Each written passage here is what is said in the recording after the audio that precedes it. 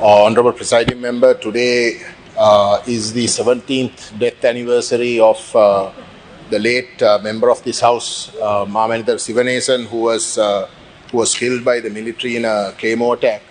I would like to pay my respects to him. Also, we are debating the media ministry, mass media. We lost, the Tamil media world lost two iconic figures. The Thinakkural proprietor, founding proprietor, Mr. S.P. Sami.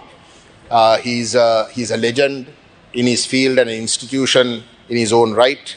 Also, the Thinakkural Sunday edition late editor, Mr. Bharati Rasanayagam, who also, as his last job, was the editor of the Jaffna Veerakesari edition. I would like to pay my respects to both of them also. The situation with regards to the Jaffna Teaching Hospital, Honourable Minister, the director of the teaching hospital has issued me a letter. He actually produced the letter to the district coordinating committee. I will table it and give you a copy of it. The letter is a fairly comprehensive letter where it calls for a cadre review and approval of the various figures. The details are there. I won't go into it because I don't have time. He also asked for infrastructure development. Specifically, he calls for a new maternity unit, dedicated cardiology and cardiothoracic unit, a special unit for advanced treatments, and infrastructure facilities to more than 30 clinics.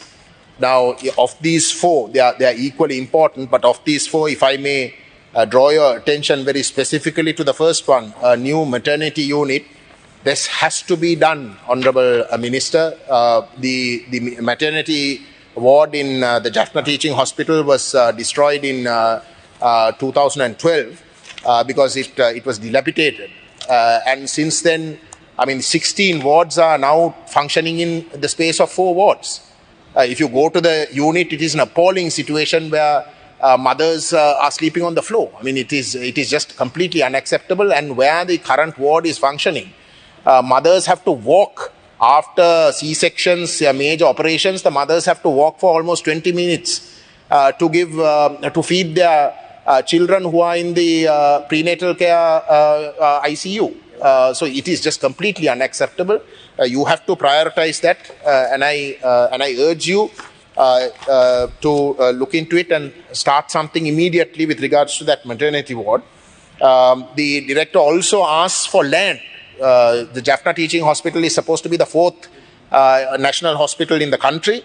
There is land situated in the Meenakshi Amman Road, which is currently being occupied by the security forces. This land is the property of the Jaffna Teaching Hospital. So he's asking that land be returned to the hospital. He's also asked for land belonging to the Building Materials Corporation that is situated on Clock Tower Road. So these are matters that I would urge you to look into. The second issue that I wish to bring up very importantly is the Tellipalli Cancer Hospital.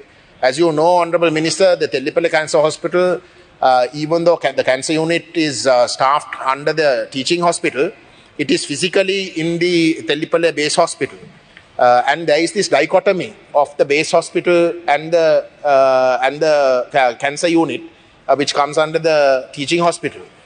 So there are some recommendations that the doctors there have asked for their convenience and for better, for a more productive work. A separate director and accountant to manage the cancer services is mandatory, according to them. A separate matron and overseer to manage the cancer services. All staff should be under the same administration. That is what they are asking. Then with regards to funding, a separate allocation of funds for the cancer services is essential. At the moment, again, it is a dichotomy between the base hospital and the teaching hospital. So they are asking for a separate dedicated funding. With regards to the support services in the hospital, They want the filling of the existing positions at the A grade base hospital at a minimum. At a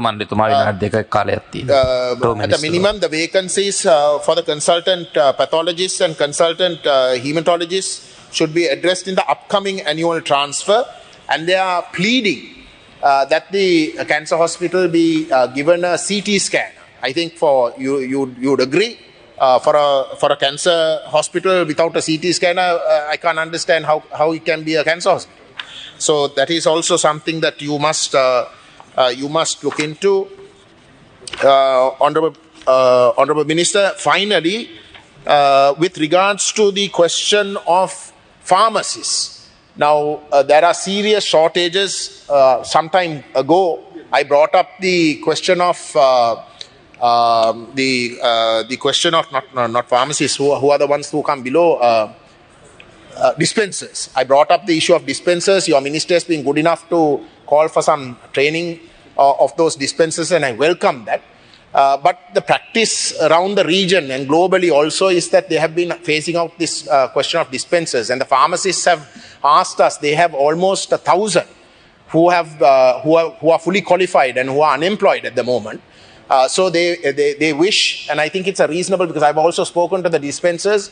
They're quite happy to be absorbed into the pharmacist cadre and to replace the dispensers cadre with the pharmacists and to make those appointments, Honorable Minister. The reason I ask for these dispensers, because at the lower levels, you would agree that it's only dispensers who have to be filled. And the current dispensers, there was such a huge shortage that they were doing 2-3 people's jobs, and they just could not physically manage. The same situation exists with regards to the pharmacists, and I strongly urge you to consider their requests. I have a note with regards to other situations in the northern province. I will hand this over to you if you can look into it. I have very little time, so I would ask you to look at that. Thank you.